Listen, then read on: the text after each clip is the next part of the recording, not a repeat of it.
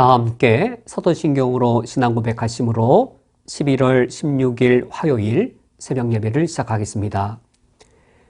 전능하사 천지를 만드신 하나님 아버지를 내가 믿사오며 그 외아들 우리 주 예수 그리스도를 믿사오니 이는 성령으로 잉태하사 동정녀 마리아에게 나시고 본디오 빌라도에게 고난을 받으사 십자가에 못 박혀 죽으시고 장사한 지 사흘 만에 죽은 자 가운데에서 다시 살아나시며 하늘에 오르사 전능하신 하나님 우편에 앉아 계시다가 저리로서 산자와 죽은 자를 심판하러 오시리라. 성령을 믿사오며 거룩한 공회와 성도가 서로 교통하는 것과 죄를 사하여 주시는 것과 몸이 다시 사는 것과 영원히 사는 것을 믿사옵나이다. 아멘. 하나님 아버지시여, 저희들이 주 없이 살 수 없사오니 오늘 하루를 살아갈 때에 주께서 우리에게 임하여 주시옵소서. 오늘 하루를 시작할 때 주의 함께 하심을 누리게 하여 주시옵고, 주님이 우리와 함께 하심을 믿을 때 저희들이 오늘 하루를 양심을 지키며 살며 사람들보다 더 높은 도덕성과 윤리의식으로 살아가게 하여 주시옵고, 하나님께서 우리에게 지키도록 명령하신 모든 주의 법도와 율례를 지키며 오늘 하루를 살게 하여 주옵소서. 예수 그리스도의 이름으로 기도합니다. 아멘.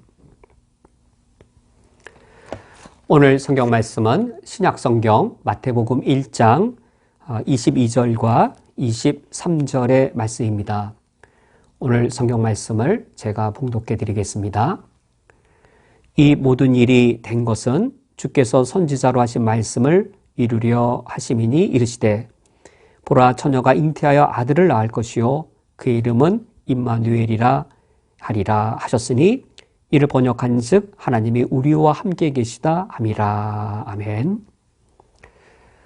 오늘 이 성경 말씀은 예수님께서 동정녀 마리아에게 출생하신 그 사건이 구약 예언자 이사야의 예언의 성취인 것을 말씀해 주는 본문입니다. 22절에 이 모든 일이 된 것은 이란 바로 예수님께서 동정녀 마리아에게 출생하신 그 사건, 그리하여 하나님이신 예수 그리스도께서 완전한 인간이 되신 그 사건을 가리킵니다.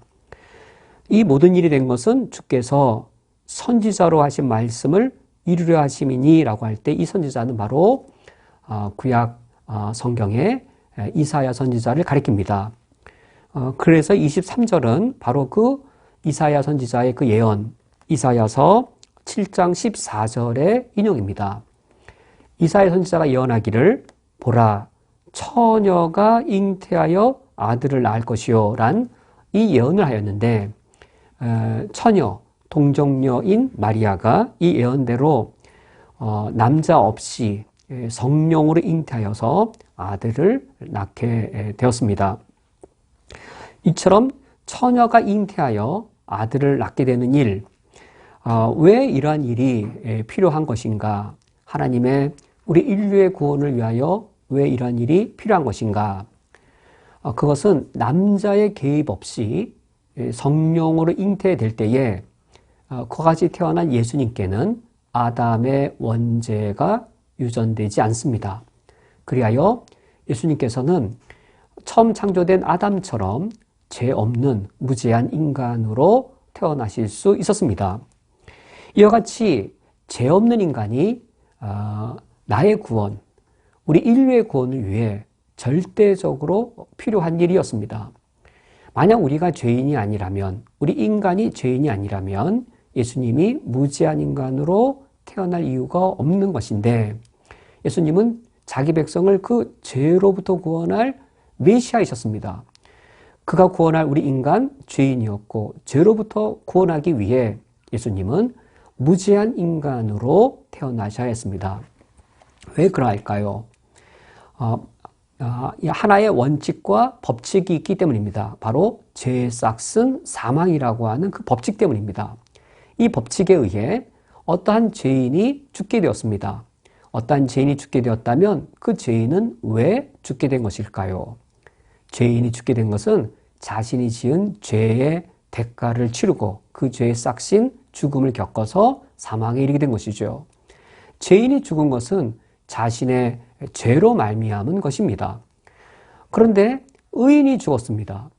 의인이 죽었다면 과연 누구의 죄 때문에 죽게 된 것일까요?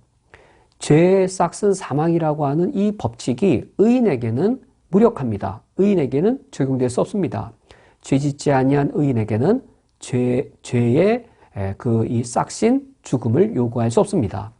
그런데도 불구하고 의인이 죽었습니다. 의인이 죽었다면 자신의 죄 때문에 죽은 것이 아니라 그가 대신하는 타인의 죄 때문에 죽게 된 것입니다. 이와 같이 의인의 죽음은 타인의 죄를 대신하여 죽는 죽음이어서 의인의 죽음은 타인의 죄를 속하는 효력을 가져옵니다. 죄인의 죄는 타인의 죄를 사할 수 없습니다. 자기 죄로 인한 죽음이기 때문입니다. 그러나 의인의 죽음은 타인의 죄를 대신한 죽음이기 때문에 그가 대신한 사람의 죄를 속죄하는 영적 효력을 가져옵니다. 이와 같이 우리 인류의 죄를 속죄하기 위하여서는 예수님이 무지한 인간으로 태어나셔야 했고, 이것을 위해 하나님께서는 처녀가 잉태하는 동정녀 출생을 통해 우리 예수님이 메시아로 이 땅에 오시도록 하셨습니다. 이처럼 무죄한 인간으로 오셔서 십자가에 죽게 된 그 예수님, 그의 이름은 예수라고 불려지게 됩니다. 이와 같이 예수라고 불려진 이 예수님에게 두 번째 이름이 불려지게 되는데, 그것이 23절 이사야 7장 14절 예언에 그의 이름은 임마누엘이라 하리라. 하나님이 인간이 되신 하나님께는 예수란 이름이 붙여지게 되어집니다. 그 무죄한 인간이 우리 인간의 죄를 대신하여 십자가에 죽고 부활함으로 메시아 사역을 성취했을 때 그 메시아에게는 임마누엘이라고 하는 이름이 붙여지게 되어집니다. 왜 임마누엘이라는 이름이 붙여지게 되는가? 23절 하반절에 이를 번역한 즉 하나님이 우리와 함께 계시다 함이라. 임마누엘이라는 그 메시아의 이 이름은 메시아를 부르는 호칭이 아니라 그가 어떠한 구원을 우리에게 선사할 것인지 이 메시아가 우리에게 선사하는 구원의 내용, 구원의 그 선물, 그것을 알려주고 있습니다. 예수님께서 십자가에 죽고 부활하심으로 우리에게 주시는 구원의 놀라운 가장 값진 보배의 구원의 선물, 그것은 예수님이 우리의 죄를 속함으로 말미암아 드디어 우리가 하나님과 함께 할 수 있게 되었고 하나님이 우리와 함께 하시게 된 것입니다. 이것이 구원받은 이후에 우리의 최고의 축복이고 이 자체가 구원입니다. 구원의 가장 아름답고 가장 소중한 보물이 무엇이냐면 우리가 범죄로 인하여 하나님을 떠나가게 되었었는데, 하나님과 단절되었었는데, 하나님을 그래서 모르고 살았었는데, 이제는 우리가 하나님과 함께 있게 되어지고 하나님이 우리와 함께 계신 겁니다. 이것이 구약시대에는 건물 성전 안에서 그림자처럼만 누리게 되었습니다. 1년에 겨우 단 한 번 대속죄일에 대제사장이 전 이스라엘 대표로 해서 지성소에 한 번 나가는 그 아주 그림자와 같이 지성소에 1년에 단 한 번 나아가는 속죄의 은혜를 잠깐 맛보는 그것에 불과했습니다. 그러나 이제 예수님이 십자가의 죽음으로 우리 죄를 사하시고 그리고 성소와 지성소를 가로막고 있던 휘장을 찢어버리심으로 이제는 우리가 예수 그리스도의 피를 힘입어 하나님께 가까이 나아갈 수 있게 되었고, 예수 그리스도의 피를 힘입어 의인이 된 우리들에게는 하나님이 함께 하시는 임마누엘의 구원의 큰 축복을 누릴 수 있게 되었습니다. 오늘 말씀을 맺도록 하겠습니다. 우리는 주 없이 살아갈 수 없는 존재들입니다. 하나님 없이 우리가 살아갈 수 없습니다. 그러나 하나님만 함께 하시면 우리는 어떠한 역경이든지 삶을 살아낼 수 있습니다. 돈이 함께하는 삶, 힘 있는 사람이 함께하는 삶, 권력을 함께하는 삶, 그런 삶을 추구하는 자가 아니라 우리는 하나님이 나와 함께 하시는 삶을 추구하는 자들입니다. 오늘 하루를 살아가실 때 임마누엘, 그 구원의 축복의 은혜를 충만히 누리시고 세상 사람처럼 돈이 나와 함께하고 힘 있는 사람이 나와 함께하고 세상 권력이 나와 함께하는 것을 의지하는 헛된 삶을 살지 아니하시기를 주님의 이름으로 축원드립니다. 함께 기도하겠습니다.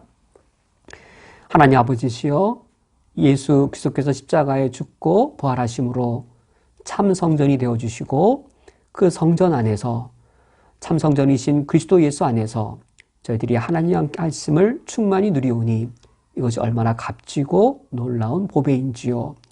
때로는 돈이 없어 힘든 삶을 살지만 하나님이 나와 함께 하시면 그 역경을 우리가 이겨낼 수 있습니다. 때로는 우리에게 이 세상에 권력이 없어서 힘들 앞에, 권력자들 앞에 우리가 무력감과 억울함들을 겪지만 그러나 하나님이 우리와 함께 하시면 그 어려움들도 다 이겨낼 수 있습니다.